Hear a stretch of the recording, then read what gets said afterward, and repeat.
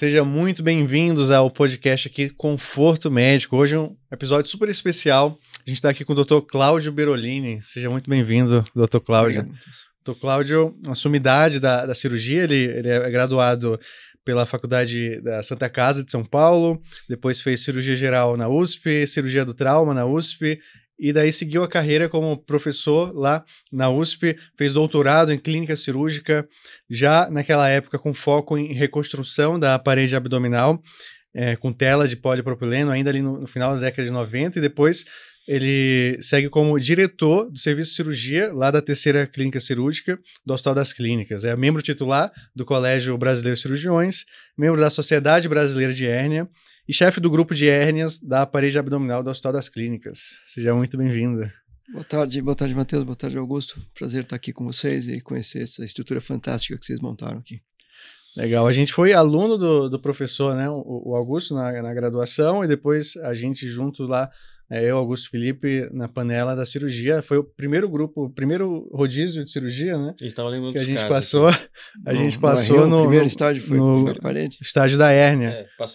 Passou pelo estágio da... Era UTI e hérnia? UTI, acho que era UTI e hérnia. UTI e hérnia. E é curioso porque, por exemplo, hérnia. lá no Nordeste é difícil você ter uma UTI específica de trauma. A gente começou na UTI específica de trauma, cuidada por cirurgiões de trauma, né? E também uma enfermaria específica, uma enfermaria completa específica de hérnias complexas de parede abdominal. Normalmente, nos hospitais universitários por aí, você tem um paciente de vesícula, do lado tem um de apêndice e do lado tem um de hérnia. Mas você não tem uma enfermaria inteira só para grandes hérnias complexas, né, que tem todo um tratamento diferenciado, né? Aliás, acho que o nosso grupo de parede abdominal é o único grupo estruturado para tratamento exclusivo de defeitos da parede abdominal, né? E a gente já vem com isso daí, com essa estrutura desde 2005, mais ou menos. Uma coisa fantástica que eu me lembro assim, dessa época, né, que a gente ficava lá no ambulatório também de hérnia, né, a gente chamava de ambulatório de hérnia, assim, parede abdominal complexa, né, aqueles casos todos, enfim, super complexos realmente. E daí todo caso que você ia discutir com o professor Cláudio, ele sabia o nome, sabia da família, pegava as fotos, mostrava o celular, mostrava a evolução das cirurgias, porque nunca é uma cirurgia só, né? Geralmente é um N de cirurgias ali que vão fazendo para ir resolvendo a vida do paciente. Eu lembro muito, o professor Cláudio falou assim, a gente tem que entrar nesses pacientes para resolver a vida deles, né? Porque é uma barriga que, assim, geralmente são casos muito complexos mesmo, né? Esses pacientes, eles são muito especiais, né? Porque eles têm toda uma história, né? Eles geralmente são sobreviventes de grandes catástrofes ou de múltiplas intervenções cirúrgicas e que ficaram com sequelas. E chegam lá num determinado momento com um problema, que é uma hérnia, uma fístula, ou uma colostomia, ou enfim, uma parede abdominal completamente destruída, em busca de uma solução. E lá no grupo, no HC, felizmente a gente consegue dar a solução para a grande maioria dos casos. Você não consegue dar solução para todos, porque são muitos, né? Mas, de um modo geral, o paciente chega lá e que entra na nossa fila e que consegue ser operado, ele vai ter a entrega que ele busca. E, assim, quase todos... Eu falo assim, o senhor se lembra de algum caso emblemático? Acho que quase todos os casos são emblemáticos, né? Porque, assim, dos casos... Eu consigo me lembrar de vários. Imagina o professor Cláudio. Olha, é engraçado, porque eu conheço os meus pacientes pelos abdômenes ou pelas cicatrizes, né? Então, às vezes, chega uma paciente, o doutor lembra de mim, eu não lembro. Aí, a hora que eu vejo a incisão, eu vejo o resultado da cirurgia, eu lembro, eu passo a lembrar, né? Porque todos eles, cada um deles tem uma história, né? Sempre é uma história bastante florida, né? Eu conheço boa parte deles lá, e a gente tem uma outra característica que acho que é única no nosso grupo, que dificilmente a gente dá alta para esses doentes. A gente segue acompanhando eles por anos a fio, né? Eles próprios não querem receber alta. Então, tem doente lá que eu operei... Outro dia eu vi uma doente que eu operei na década de 90, no final da década de 90.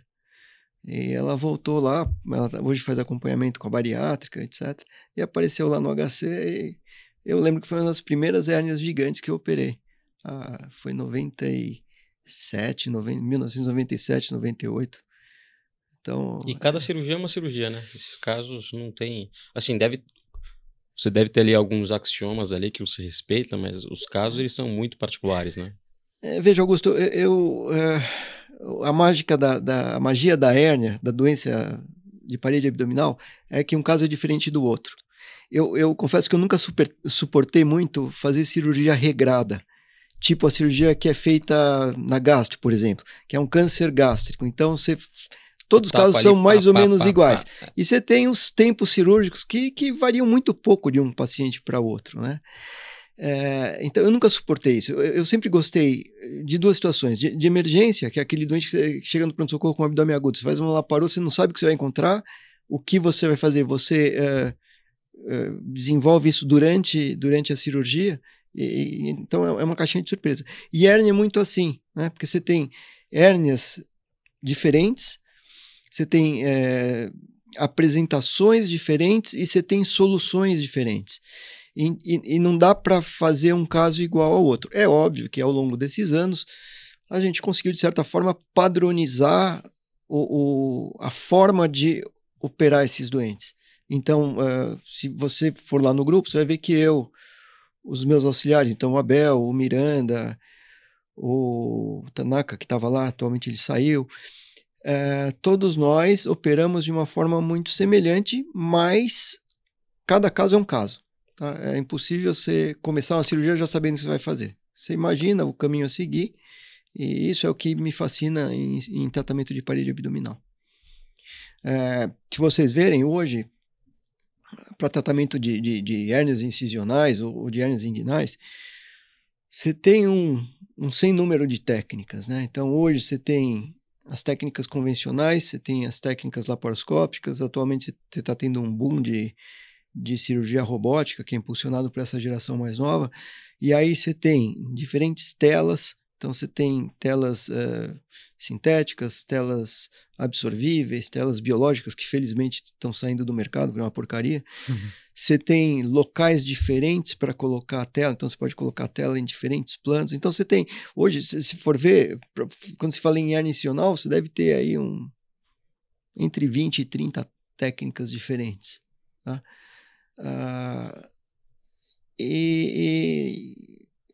Na real, eu costumo falar que assim, eu prefiro entregar o resultado fazendo aquilo que eu sei que dá certo, tá? Eu vejo muita gente se aventurando, não, vamos fazer por via robótica, fazer, sei lá, tal técnica, fazer não sei o quê, sem que você tenha a experiência e o conhecimento necessário para fazer aquela técnica, tá? Então, às vezes dá ruim. E quando dá ruim, imagina que você está pegando um paciente que já está com uma parede ruim, se você fizer uma técnica que pode ser que dê certo, pode não dar certo. Tá? Então, uma característica nossa é fazer um negócio que eu sei que vai resolver a questão daquele paciente específico. Né? Existem alguns detalhes dessa cirurgia de hérnias complexas que, inclusive, costumam cair em prova pela sua peculiaridade, né? Por exemplo, alguns procedimentos que são feitos ali no pré-operatório, no intra, no pós, né? Eu lembro aqui de cabeça, assim, tem fisioterapia, né? Fisioterapia respiratória, perda de peso, em alguns casos faz botox na parede, né? Pneu peritônio progressivo, enfim, tem umas 10, 20 coisas que dá para fazer. Quando eu estava no estágio da cirurgia vascular, às vezes eu estava muito cansado, as enfermeiras lá, vou fazer aqui essa confissão, as enfermeiras lá da parede deixavam eu dormir na salinha do pneu progressivo. Eu dormi um pouquinho lá. Também já dormi lá. Mas já fiz também muito pneu progressivo lá também. Não, então, veja, Matheus, o doente que tem hérnia, ele geralmente, raras vezes ele é um caso filé, um caso bom, na realidade. São pacientes geralmente que têm comorbidades, são pacientes obesos, são pacientes tabagistas, enfim, sempre tem alguma condição adversa lá, que é uma coisa que faz parte da fisiopatologia do desenvolvimento da hérnia, né? Então, às vezes, a própria hérnia se desenvolve por quê? Porque o paciente é obeso, porque ele é tabagista, porque ele é sedentário, enfim, ou porque toma corticoide. Isso impede uma cicatrização adequada e favorece o surgimento de hérnia.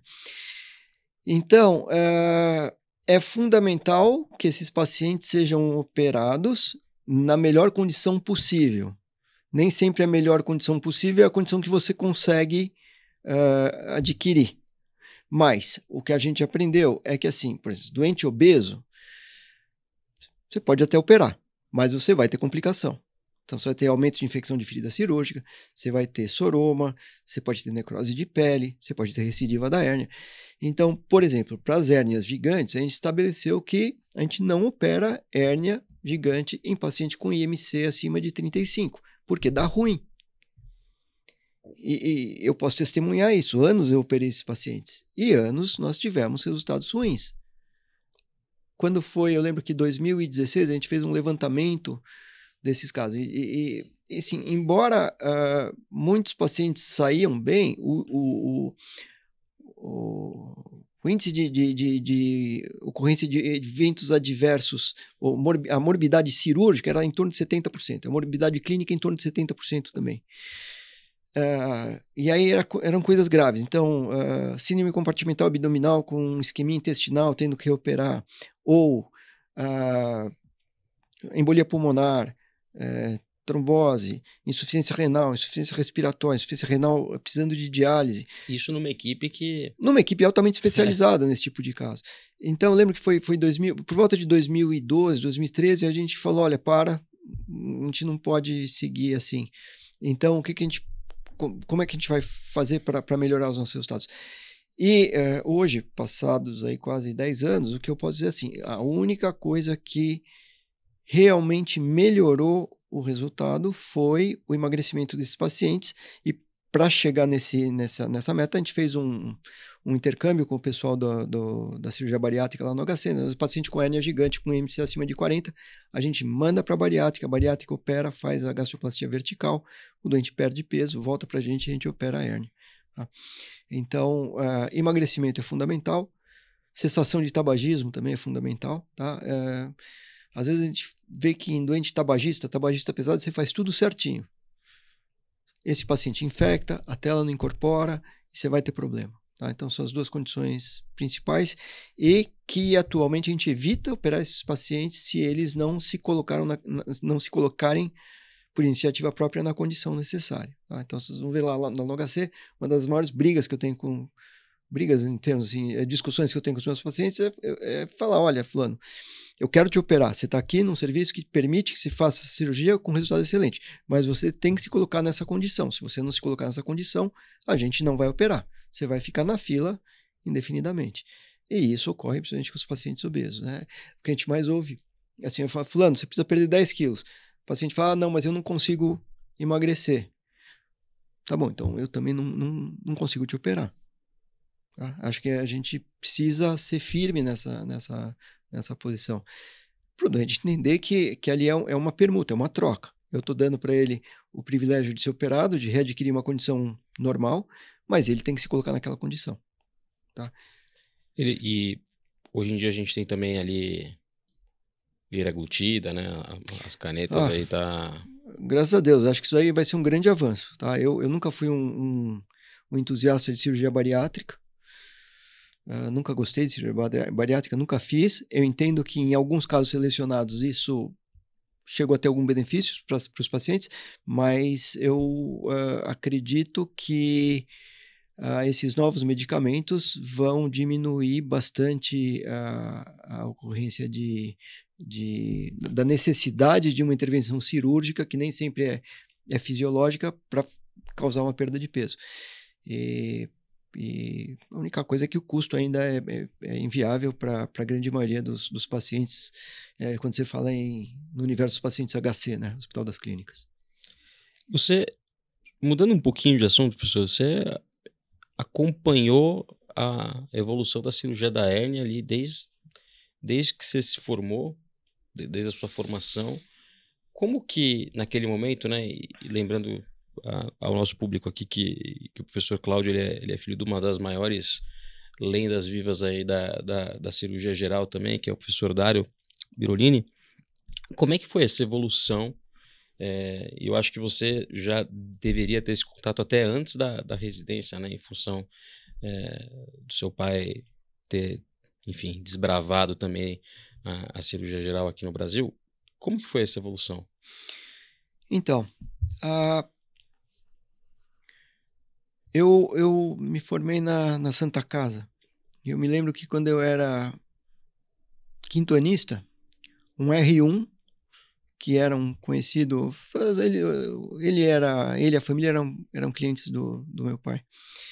Ele era R1 de cirurgia geral, ele me convidou para operar uma hérnia com ele. Então, a primeira cirurgia que eu fiz foi uma hérnia inguinal na Santa Casa, assistido por um residente.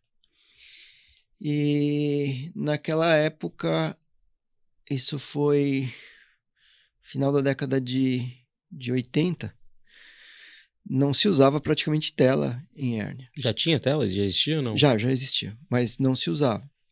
Principalmente na Santa Casa, que é uma escola que demorou muito para adotar o uso de tela, né? A Santa Casa tinha... Era um pouco avessa na época. Eles tinham, enfim, uma série de condutas normativas lá que não contemplavam o uso de tela. Aí o que aconteceu? Eu fui fazer residência no HC, e no HC ainda eu peguei uma fase que se fazia muitas técnicas de herniorrafia, isso para hérnia inguinal. E também herniorrafia incisional. Não se usava tela, mas se usava menos. Era uma época que, embora as telas já existiam desde aí a década de 60, não se tinha essa cultura de uso de tela. Então, por exemplo, no HC, nos primeiros anos, a gente fazia muito Bassini, fazia McVeigh, em alguns casos fazia Andius, fazia Schudice, que eram técnicas de herniorrafia. Uma outra coisa que aconteceu foi que já nessa época estava se começando a fazer laparoscopia. Tá? Então, ainda não se fazia laparoscopia para hérnia, mas começou nessa mesma fase. Então, a gente pegou um momento em que as herniorrafias estavam caindo de uso por conta do alto índice de recidiva. Começou a se entender que era melhor usar tela para as herniorrafias inguinais, e aí, durante muitos anos, a técnica mais utilizada foi o Lichtenstein, que até hoje é a minha técnica de escolha. Eu sou um cirurgião de Lichtenstein, não sou um cirurgião de laparoscopia. E, paralelamente a isso, surgiu a laparoscopia. Então, começaram a se desenvolver essas técnicas laparoscópicas, né? A TAP, a TEP. A gente desenvolveu uma técnica lá no HC, que é um estopar videolaparoscópico, que é um TEP com colocação de tela bilateral. E isso foi correndo de forma paralela. Tá? Nas hérnias incisionais, já lá atrás se percebia que não tinha sentido operar sem tela. E também a gente notou vamos dizer assim, uma popularização e uma melhora das telas, do tipo de tela, do filamento, da trama da tela. E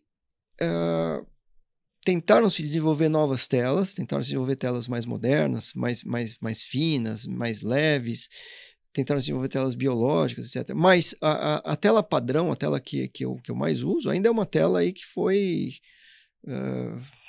popularizada aí na década de 80, né, que era a antiga tela de Marlex, que hoje é a tela de polipropileno de média para alta gramatura, macroporosa, que é a tela que a gente usa aí no dia a dia. E a partir aí, sei lá, de 2015, começa essa nova fase aí inicialmente começou com a laparoscopia, né? A questão das hérnias incisionais por laparoscopia, mas é muito difícil operar por laparoscopia, porque você tem que operar no teto, é muito desconfortável, a forma é ruim, e isso se tornou viável com a robótica. Né? Então hoje tem muita gente fazendo robótica em parede abdominal, porque facilita muito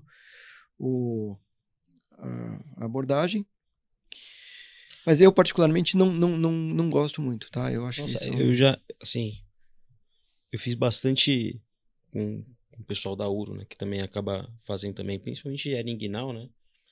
Eu não achei, assim, tão superior a fazer por robótica, assim, no meu tempo ali. Minha experiência pela laparoscopia, essas mais fáceis, assim, dava tranquilo. Agora, realmente, incisional, assim, daí eu... veja, para hérnia inguinal, eu acho que a robótica laparoscópica não muda muita coisa.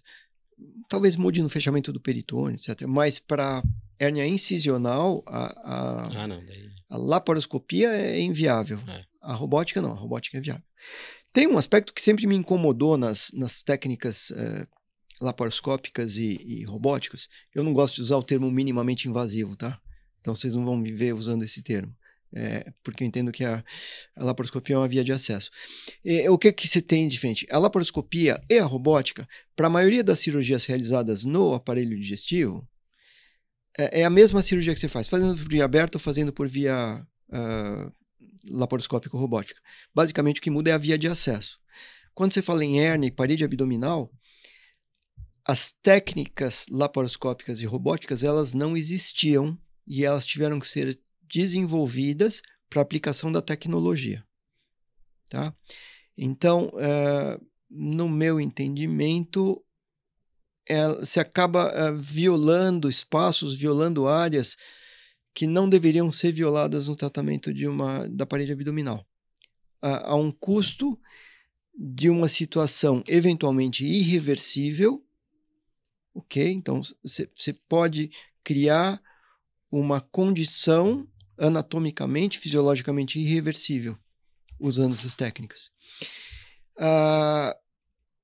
E que é vendido, isso também é polêmico, mas é uma coisa que eu sempre falo em congresso e etc, que assim, embora isso seja vendido ou anunciado ou propagandeado como técnicas minimamente invasivas, na realidade elas são minimamente invasivas na pele, mas lá por dentro a dissecção e as secções musculares, etc, elas são maximamente invasivas, tá? Causando às vezes danos irreversíveis se você não souber fazer aquilo de forma muito adequada.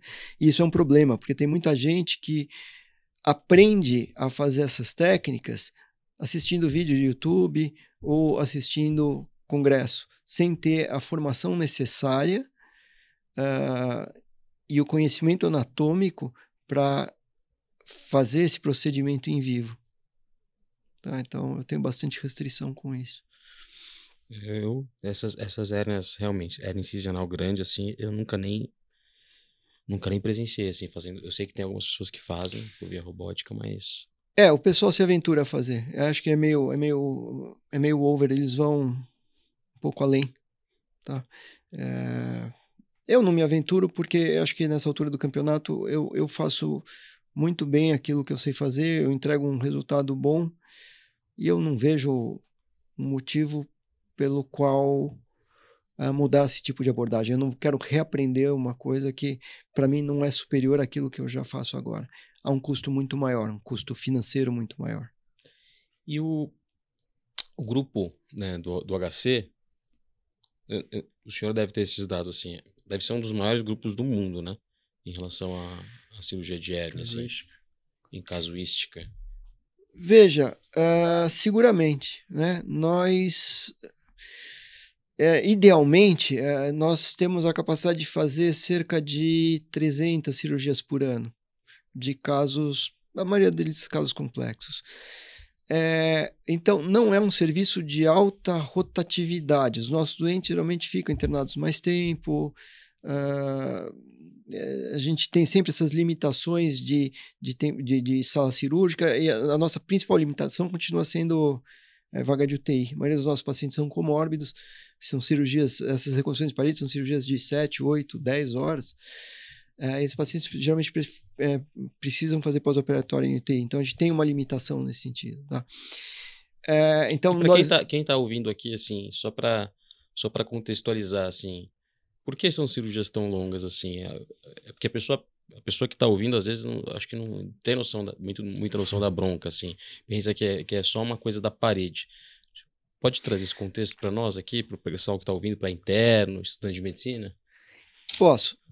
O que acontece? Imagina um paciente que já fez aí 3, 4 cirurgias, que por um motivo qualquer, teve uma diverticulite complicada, ficou com peritonite, ficou com uma colostomia, depois tentaram reconstruir o trânsito, deu ruim, ele ficou com uma deiscência, e aí evoluiu com uma fístula, e ficou com uma hérnia incisional. Então esse é o paciente que chega para a gente, de forma eletiva, então ele superou isso, então ele vai chegar lá, por exemplo, um caso que a gente operou essa semana, tá? Então, é exatamente essa situação. O paciente chegou com uma grande eventração, uma escara de peritoniostomia enorme, uma fístula colocutânea e um outro trajeto fistuloso no meio da escara, no meio da cicatriz.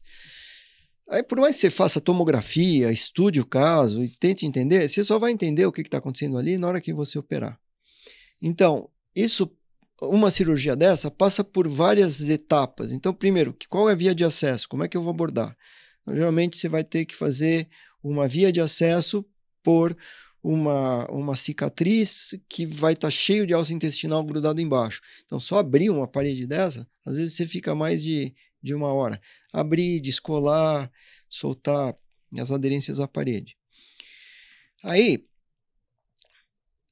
não é só fechar a parede. Você vai ter que soltar todas aquelas aderências para entender como é que está aquela cavidade abdominal do paciente, entender de onde vem a fístula. E fístula, a gente sabe que não adianta ir lá e dar 2 pontinhos na fístula. Você precisa, geralmente, fazer uma ressecção intestinal com anastomose. Você precisa ter certeza de que não tem nenhuma obstrução para frente desse ponto onde tinha aquela fístula. Então, isso passa por uma lise de aderências, geralmente é uma lise de aderências complexas, mais uma hora e meia fazendo lise de aderências. Aí tem um negócio também que é uma coisa muito nossa de HC, que é assim, olha, esse paciente ficou 4 anos na minha fila, eu quero resolver o problema dele, eu quero que ele fique bom, que ele suma da minha frente, eu quero resolver o problema dele. Então, a gente tira o apêndice, tá? Porque se o cara tiver um apendicite, não vai ter quem opere ele. E se alguém tentar operar, provavelmente vai voltar para estaca zero, né? Ele vai voltar a ter problema, lesão de alça e tudo mais. Então a gente tira a vesícula, a gente tira o apêndice, tira a vesícula também, tá? Por quê? Quando você começa a operar paciente com hernia incisional, vou dar uma hernia incisional mediana, você corrige a hernia incisional mediana, coloca uma tela. E você segue esse paciente 5, 10 anos. Chega um dia, o paciente chega para você, doutor, eu fiz um ultrassom e apareceu pedra na vesícula, eu vou ter que operar de novo. Eu não quero ter que operar esse doente de novo. Eu não quero ter que entrar naquela barriga de novo. Até um suor, né? Isso. E ninguém quer pôr a mão nesse paciente. Por quê? Porque ele já teve uma hérnia grande, porque ele tem tela na barriga, porque ele tem aderência, porque não sei o quê, não sei o quê. Então, o pacote completo do nosso paciente vai ser sempre lise de bridas total, apendicectomia, colistectomia, eventualmente algum procedimento além desse, que pode ser uma colectomia segmentar, uma enterectomia, uma esterectomia, um cisto de ovário, enfim. Depois, feito tudo isso, você vai ter que colocar as alças intestinais de forma mais ou menos ordenada na cavidade abdominal, proteger com o epíplon. E aí, eu sempre falo para vocês, bom, agora vamos começar a cirurgia, né? Isso aí já passou 4, 5 horas lá de tempo cirúrgico. E aí você começa a abordar a parede. E a abordagem da parede também passa por uma série de etapas. Então, você tem que soltar o subcutâneo da aponeurose, você tem que expor a aponeurose, você tem que, eventualmente, preservar o saco herniário para ver se aquilo vai fechar com tensão ou sem tensão. Se fecha sem tensão, ótimo, mas se fecha com tensão, eventualmente você tem que utilizar o saco herniário para fechar em ponte, ou você tem que fazer incisões relaxadoras. Isso tudo são procedimentos cirúrgicos, então você tem que ir lá fazer uma incisão relaxadora, você tem que fazer hemostasia, etc.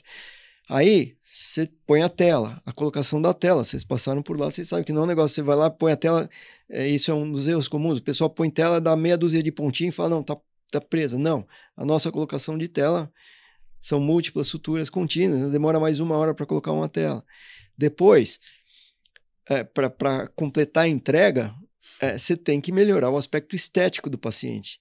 Então, isso vai passar também por uma dermolipectomia ou uma ressecção da cicatriz, que é outra coisa que demora mais outro tanto. Tá?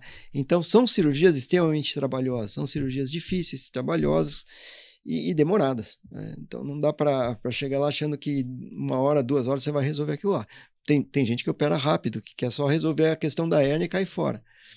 Mas não é isso que vai resolver o problema do paciente. É óbvio, eu estou falando isso dos casos mais extremos. A hérnia incisional padrão, não complicada. Não HC, né? Não, HC é uma cirurgia aí de 3 horas, 3, 4 horas. Para você fazer direitinho, tá? Isso da forma como a gente faz. E as hérnias inguinais também. É um negócio engraçado, né? Porque quanto mais eu opero, eu não sei se você vai ficando mais velho, se vai ficando mais consciente, ou se vai ficando mais medroso, porque quanto mais eu opero, hoje eu opero hérnia inguinal, eu começo a achar difícil, coisa que quando eu era residente eu operava sem titubear, né? E hoje não, às vezes a gente chega lá e será que eu secciono esse nervo? Será que eu não secciono? Será que, enfim, coloco uma tela maior, uma tela menor? Então tem uma série de coisas que você passa a reavaliar aí à medida que você vai se tornando mais experiente. Tá? Tem uma curva famosa, né, de conhecimento que no início você sabe um pouquinho do assunto e acha que sabe tudo. Aí depois, com os anos, você vai estudando e percebe que não sabia nada, na curva da ignorância, né? Isso, mas é isso mesmo. Eu percebo isso. Danny Kruger, sim. Quando você está novo, você ignora uma série de riscos, uma série de condições, né? E não sei se isso é bom ou ruim. Então, o paciente sai de lá com barba, cabelo, bigode, manicure, pedicure e luzes. Faz tudo. Mas é isso aí, é a nossa arte, né? Eu vejo isso como a minha arte. Eu quero que o doente saia feliz, eu quero que o doente saia... volte a ter uma vida normal, volte a ter um padrão de vida normal. Ele provavelmente, durante esse tempo de doença, carrega um sofrimento grande, né? Porque você falou que acompanha durante décadas os pacientes, eles continuam voltando.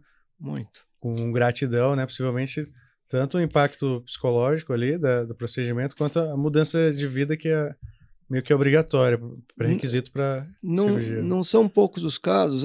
Assim, tem paciente que fala assim, doutor, eu estava pensando em me matar. Eu não tinha mais expectativa de vida. Eu lembro de um caso, isso daí é bem elucidativo. Esse paciente, ele falava que ele entrava no ônibus, de tanto que ele fedia por conta de uma infecção crônica de tela, todo mundo saía do ônibus. Ele falava, ele ia se matar. Um dia ele caiu lá no HC, e lá a gente é legal, porque a gente vê essa situação, o paciente chega lá e fala, putz, eu não sei, não tenho, faz 10 anos que eu estou indo de hospital em hospital, ninguém quer resolver meu caso, e a gente bate no peito e fala, não, a gente vai resolver o seu problema. E resolve. Tá? E isso é um negócio que não tem preço.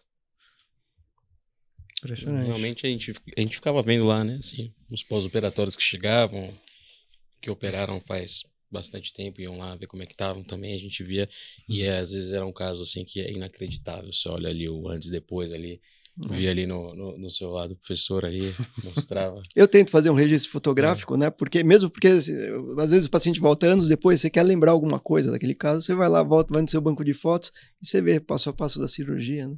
Isso é muito importante, principalmente para quem está começando. E assim, a fila são milhares e milhares de pacientes, né, aguardando esse procedimento. Mesmo um hospital grande como o HC não dá conta. Então, existia alguma coisa que possa ser feita para evitar que essa doença surja, né, na parede abdominal? Eu lembro que tinha um cirurgião que fez até um doutorado, né, em hernia profilática, se eu não me engano. Como prevenir essa doença, né? Então, vamos lá, eu vou fazer só um parênteses aqui, Matheus, que é o seguinte, quando eu fiz a residência, né, em cirurgia geral, na época era o RT de cirurgia geral e o R4 de cirurgia do trauma.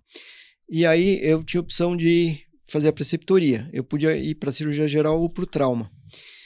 Eu optei por ir para a cirurgia geral, ao contrário, eu poderia ter ido para o trauma, porque a menina dos olhos do meu pai sempre foi o trauma, sempre foi a emergência, nunca foi a cirurgia geral. Mas eu via na cirurgia geral um vácuo, um espaço, eu optei para ir para a cirurgia geral. E naquela época, na cirurgia geral, na terceira clínica cirúrgica rivalizava muito com a gastro.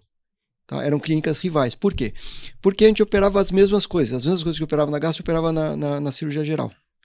Então, você operava cólon, você operava esôfago, você operava hipertensão portal, você operava um monte de coisa. E tinha um pool muito grande de doentes, na época eu achava que era muito grande, de doentes de hernia incisional, que ninguém queria operar. Então, naquela época, eu lembro que tinha catalogados uns 200 doentes de hernia incisional, com hernia gigante, já eram hernias mais complicadas, e ninguém queria operar. E eu justamente me interessei por parede abdominal nesse ponto, que eu falei, putz, eu vou começar a operar esses pacientes. E e eu lembro que eu acabei a residência em 94, 95, 96 eu fui preceptor, 97, 98 eu fui pós-graduando, e nessa época eu já operava esses casos complexos. E aí eu achava que naquela época 200 doentes era muita coisa. Hoje, a gente tem catalogados na nossa fila, eu acho que uns 4.000 pacientes. É óbvio que dentro desses pacientes, alguns já operaram, outros não vão operar, outros já morreram, mas eu diria que na nossa fila, vamos dizer assim, tem quase aí 2.500 doentes aguardando cirurgia. Tá? O que você tinha perguntado?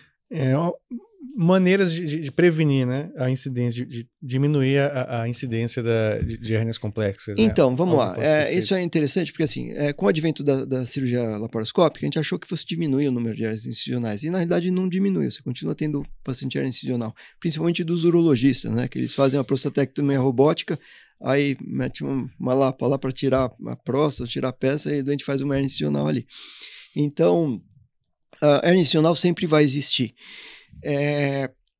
E vai existir porque é uma doença, né? Na realidade, assim, é um paciente que tem um colágeno ruim, cicatriza mal, ou que fuma, ou que é obeso, tem todos os fatores aí predisponentes, desencadeantes de hérnia, eu não vou entrar nesse aspecto, porque isso aí é uma aula.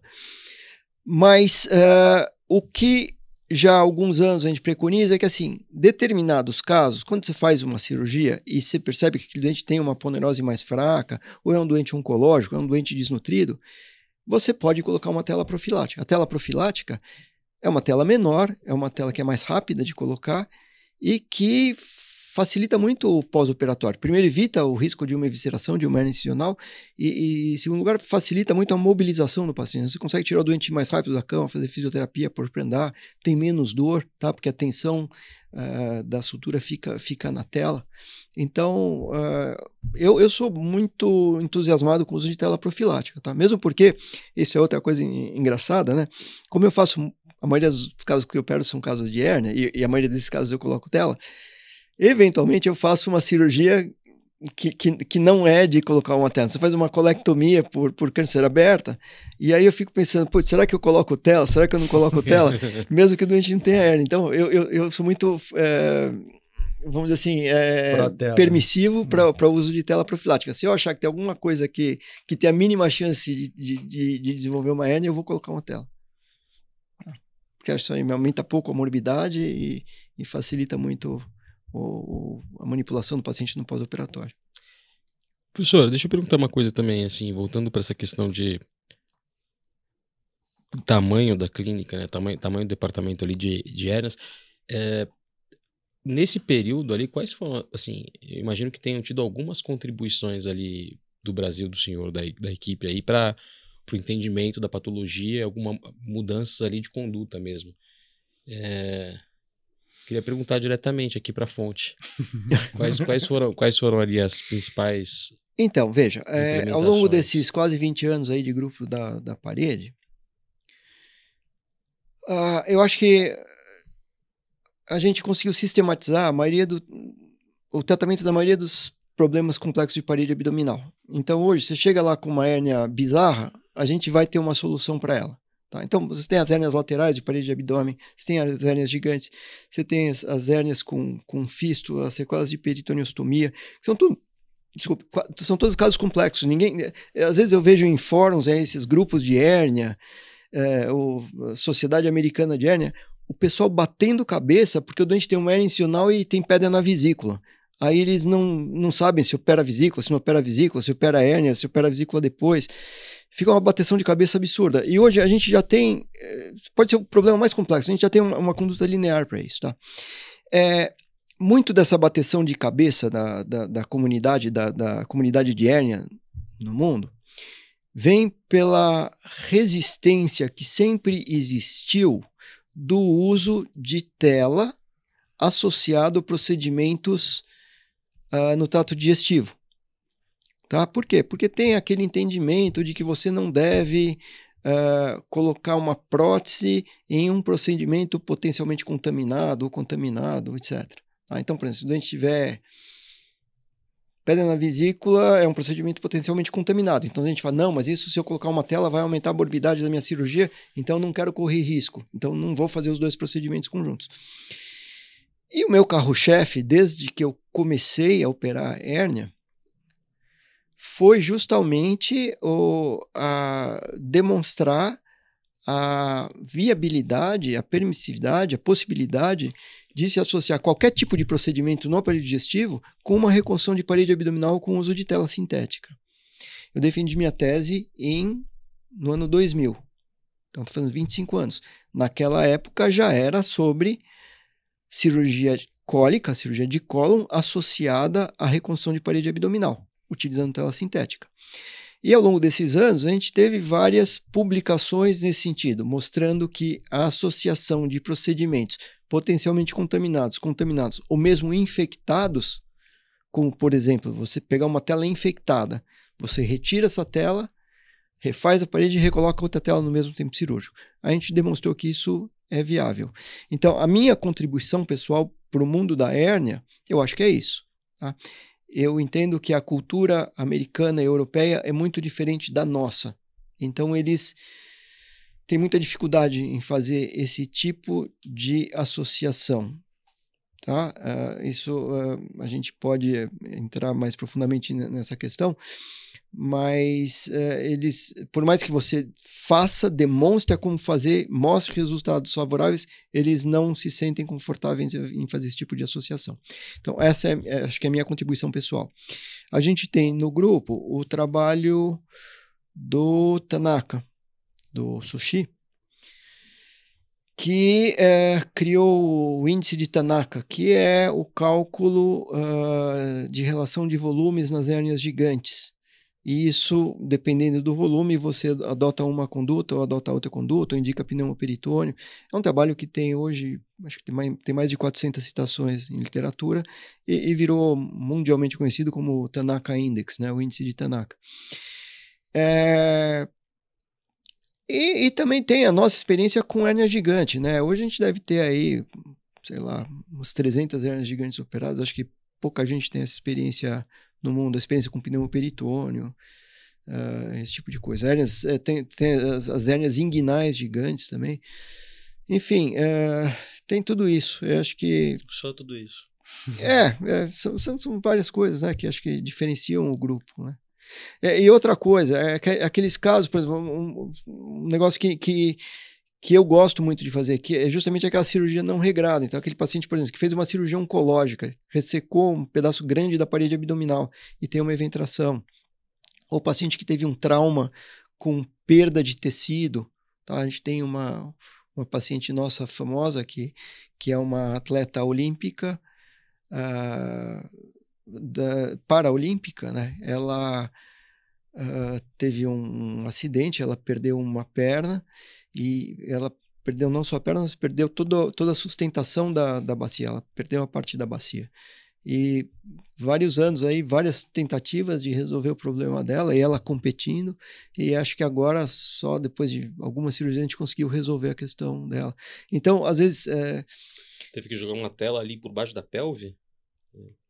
Isso, a gente fez uma tela por via, como se fosse um estopar, uma tela pré-peritoneal, porque a gente tinha tentado antes operar por fora e não tinha dado certo. Aí acabou operando por dentro e agora acho que finalmente a gente conseguiu resolver.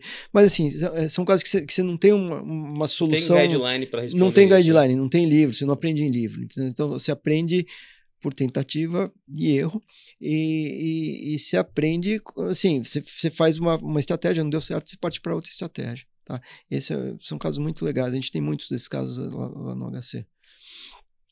Qual foi a cirurgia mais longa que o senhor já participou na vida? Teve algum caso que marcou, assim?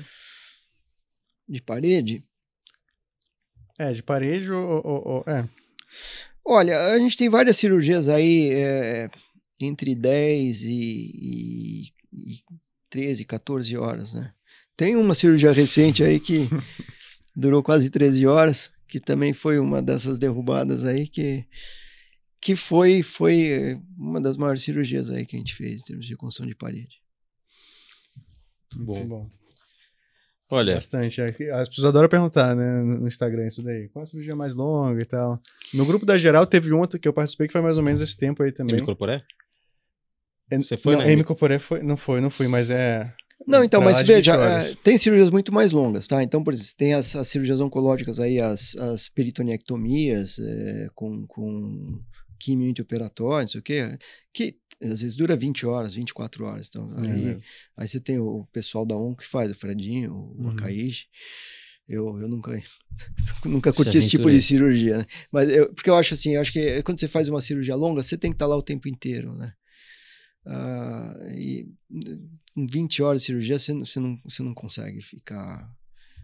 Você não consegue mentalmente ficar lá esse tempo todo. Até 10 horas é tranquilo. Hoje, nessas cirurgias, por exemplo, nas cirurgias que ocorrem lá no HC, normalmente a gente tenta entrar sempre em 2 assistentes, tá? Então, aí, em alguns tempos, você sai, deixa o outro assistente mais jovem tocando um pouco, depois você volta, tá? Porque é importante que você esteja em forma para aguentar. E uma coisa legal, professor, também, que de certo modo eu admirava desde que eu passei lá no grupo da parede, assim, é um pouco apesar de trabalhar com casos complexos, apesar de pegar essas derrubadas, assim, pegar realmente casos que são complexos, assim, o senhor no dia a dia o senhor não transmite nenhum peso nisso, assim, não é assim, consegue levar isso com uma leveza, enfim, tem outros hobbies, né, a gente estava falando ali sobre velejar, sobre surfar, como que você conseguiu chegar nesse equilíbrio, assim, na sua vida? Veja, Augusto, eu sou um privilegiado, tá? Assim, eu sempre exerci uma atividade profissional lá no Hospital das Clínicas, desde que eu terminei a residência. Depois eu fui contratado, virei assistente e sempre mantive lá uma atividade bastante intensa. E eu falo que eu sou privilegiado porque eu sempre tive o meu pai, né? O professor Dário Birolini é professor titular da Faculdade de Medicina da USP, mas paralelo a isso ele tinha uma vida privada, ele tinha um consultório muito bom. E então, assim, eu dividi as minhas atividades no começo da carreira entre Hospital das Clínicas e ajudava meu pai em cirurgia fora do HC. Isso lá atrás me deu uma condição boa, tanto do ponto de vista de ganhar algum dinheirinho, como de manter um aprendizado. Eu tinha um professor só para mim. Aliás, foram 2, né? Porque era o professor Dário e o professor Edivaldo. O professor Edivaldo sucedeu meu pai. A equipe do meu pai era o professor Dário, o professor Edivaldo e eu. Então, vocês conheceram o professor Edivaldo, vocês sabem que ele também é um excelente cirurgião, um cara diferenciado. Então, eu sempre fui privilegiado nesse sentido. Eu podia, enfim, otimizar meu tempo. E óbvio, eu sempre gostei de praia, eu sempre gostei de mar. Então, eu sempre que possível escapava para praia, né? Então, fim de semana ia para o litoral, ia pegar onda, ia velejar. Eu nunca fui um médico que precisou dar plantão ou ter 3, 4 empregos. Tá? Hoje eu vejo o pessoal que me ajuda, quem tem cirurgia comigo, eles trabalham em 3, 4 lugares, dá plantão, faz cobertura em hospital, ajuda não sei quem a operar. E isso é uma vida bem corrida, né? Bem sofrida. Eu tive a possibilidade, talvez, de me organizar para conseguir conciliar trabalho com diversão. Mas acho que muitas pessoas nas mesmas circunstâncias que a do senhor não conseguiriam fazer isso. Entrariam ali de cabeça, ficariam 100% voltadas, não fariam mais nada, assim. Veja, Augusto,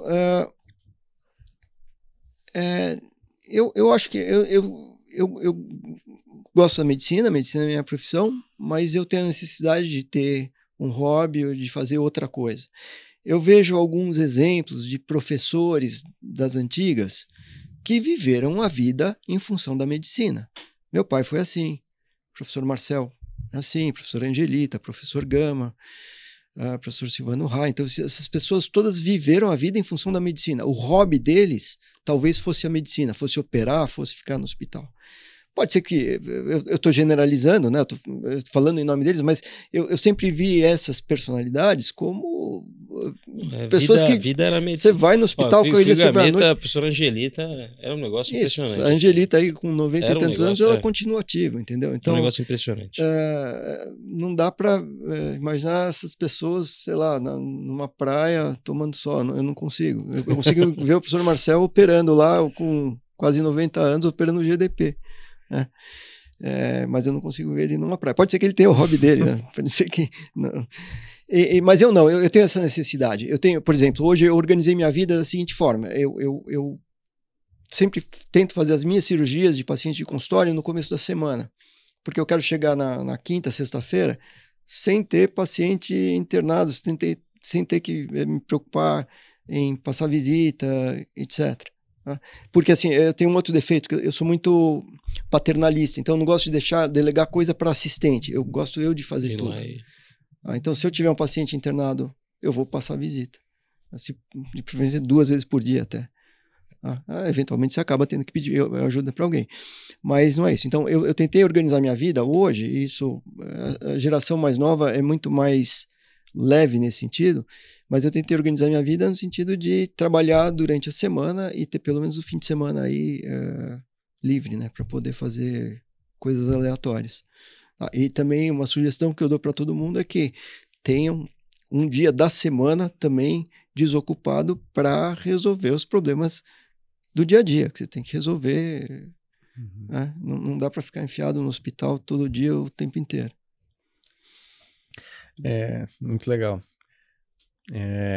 A gente, mudando um pouquinho de assunto, a gente tem observado uma mudança no meio médico, no meio da formação médica, né? Um excesso de faculdades, uma previsão de 1 milhão de médicos em 2030. Qual conselho o senhor daria para quem está no final da faculdade, quem está recém-formado? Tem muita gente preocupada, que médico vai virar Uber, sei lá, não tem lugar para mim, não sei. Se eu tivesse um filho agora terminando a faculdade ou recém-formado, assim, que conselho o senhor daria para ele? Olha, Matheus, eu sou da escola tradicional, né? Então eu acho que assim, você tem que fazer uma boa faculdade, tem que fazer um internato e tem que fazer residência. Não dá para você ter a expectativa de ser um bom médico. Ok, eu não estou falando de youtuber, não estou falando de instagramer, não estou falando de cara que vai ficar enfiando, sei lá, preenchimento facial. Se você quiser ser médico, você precisa fazer um programa de residência médica. Fazer preenchimento facial precisa, porque senão vai cegar alguém, viu? Não, sim, provavelmente vai fazer. Então é importante que você faça uma residência médica. Eu vejo assim, às vezes o pessoal não entra na residência médica e começa a dar plantão em algum lugar por aí. E esse tipo de atividade acaba sendo muito deficiente, né? Você vê que é um médico ruim, não é um médico que passou pelo sofrimento, vamos colocar assim, da residência. A residência é um período difícil na vida de todos nós, né? Quem fez residência sabe disso. É um período de dedicação, um período que você é sugado em todos os sentidos, mas é a fase que você mais amadurece, tanto do ponto de vista profissional, psicológico a melhor forma disso é você fazer uma comparação de você mesmo quando você era R1 e quando você é R3, R4, né? E aí olhar para o cara que é o R1. Meu Deus. Então você fala, pô, realmente, eu aqui acho que eu operei pouco, ou que, sei lá, que eu não aprendi nada. Mas aí quando você olha para quem está começando, você fala, não, realmente isso faz muita diferença. Então eu acho que é fundamental que você tenha na sua formação médica a residência. Veja, eu não sei, provavelmente com esse monte de médico que está se formando e entrando no mercado, não vai ter residência para todo mundo. E aí eu não sei o que vai suprir essa falta de residência. Talvez o que vocês fazem hoje ajude a formar melhores profissionais. Então, mas isso é uma coisa que a gente vai ver. Isso para mim é uma frente. Eu sempre me faço essa pergunta e pergunto para as pessoas, porque isso é uma. Essa é a chave da questão, né? Assim, como que a gente vai lidar com esse com essa multidão de médicos sem vagas de residência suficiente? Para mim é muito claro que ainda é uma pergunta sem resposta, assim.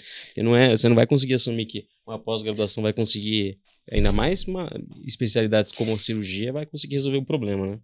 Então, talvez, isso também para mim é um negócio que eu não sei lidar, mas eu acho que vai aumentar cada vez mais a incidência do uso de simuladores e de inteligência artificial para suprir essa falta de prática, né? Agora, uma coisa é o mundo virtual, outra coisa é o mundo real. Mundo real, você que tem que tomar a decisão, você que tem que... Você tem que assinar embaixo, Você tem que assinar embaixo, você tem que assumir responsabilidades, você tem que assumir as consequências das suas atitudes.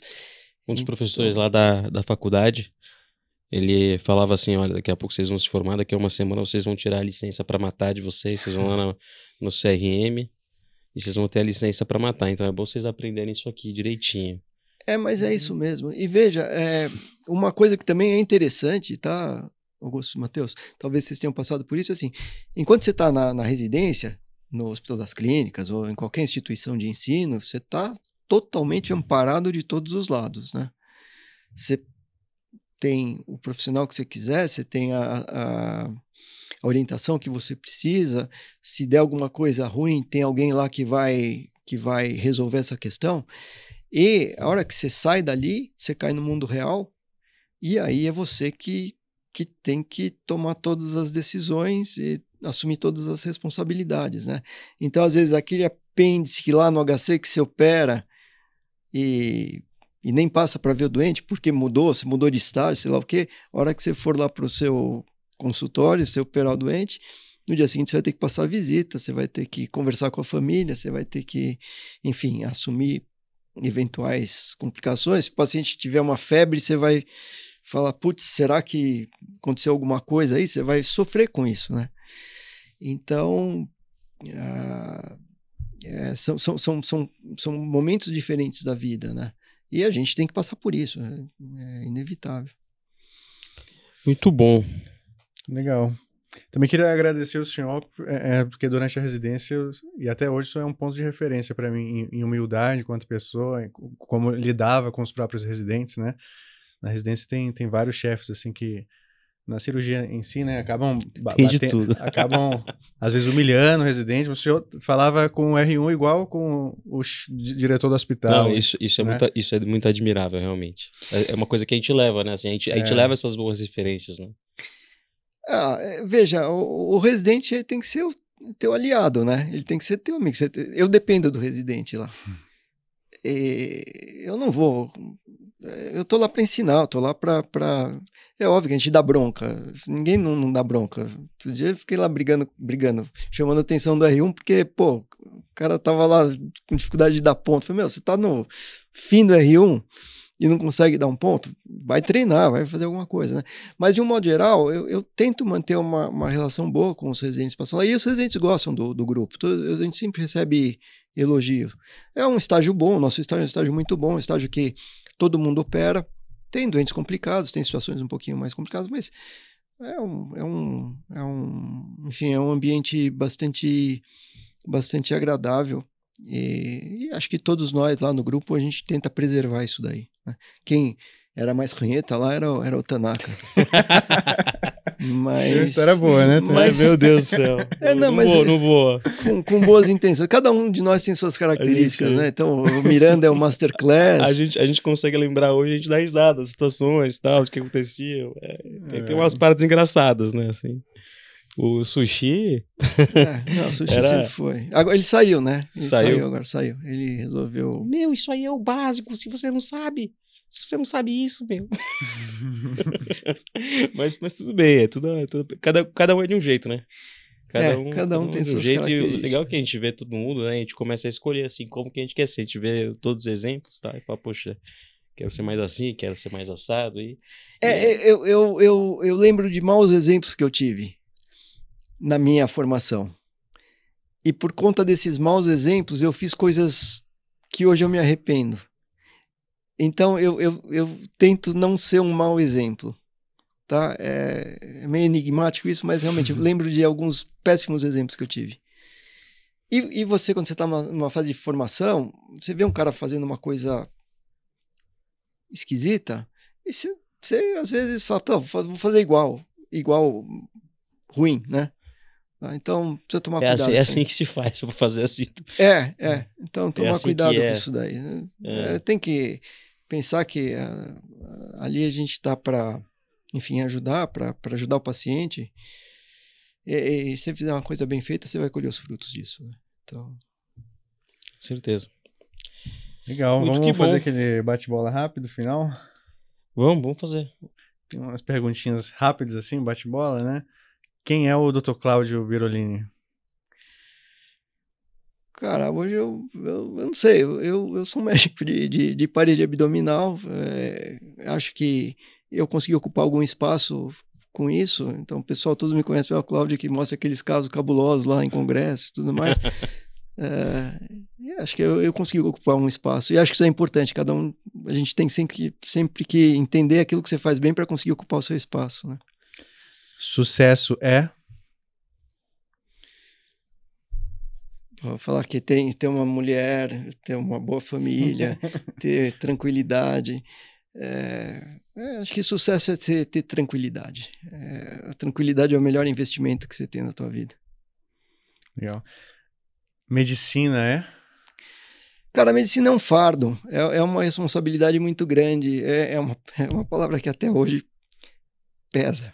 Eu lembro quando eu decidi fazer medicina, que eu falava, putz, medicina, né? É um negócio complexo. Envolve muita coisa. Legal. E residência médica é? Eu acho que a residência médica é fundamental na formação de qualquer médico que pretenda ser alguém na vida. Porque assim, tem muita gente que não faz residência, mas vira alguma coisa. Mas para você ser um bom médico, para você ser alguém, você precisa ter residência. Padrão ouro de formação, né? É. Essa foi a conversa com o Dr. Cláudio Birolini. Muito obrigado pela sua presença, professor. Você tem alguma rede social, alguma coisa assim? Eu tenho, enfim, eu não sou... Low profile, né? Eu sou mais low profile, mas eu tenho lá no meu... Eu tenho o Instagram, Dr. Cláudio Birolini. Dr. Birolini. Tá isso. Aqui. Aí eu tenho o meu Instagram pessoal, que é Cláudio Birolini. Eu tenho o Twitter, que é o... Quem que quiser te velejar é no Cláudio Birolini. Quem quiser ver é Cláudio Birolini. Boa, sucesso. Quem quiser contato, quem quiser, enfim, me buscar profissionalmente é no Dr. Cláudio Birolini. Muito bom. Muito obrigado pelo seu tempo aí. A gente fica muito orgulhoso de conseguir hospedar... ser host aqui de uma conversa tão legal, assim, com uma referência realmente brasileira, e pra gente é um privilégio enorme você ter disponibilizado esse tempo para nós. E para você que tá assistindo até agora, lembra de dar essa moral pra gente aí, fazer as 5 estrelinhas, compartilhar com teus amigos aí que querem fazer cirurgia, ou que são residentes, ou que são internos. Eu acho que é essas referências que a gente tem que buscar enquanto estamos em formação, né? Eu acho que assim, é um privilégio mesmo ouvir essas histórias, tá próximo disso. Muito obrigado, viu, professor Cláudio? Ok. Obrigado, professor. Obrigado, pessoal. Obrigado, Matheus. Obrigado, gente. Obrigado. Tchau. Tchau.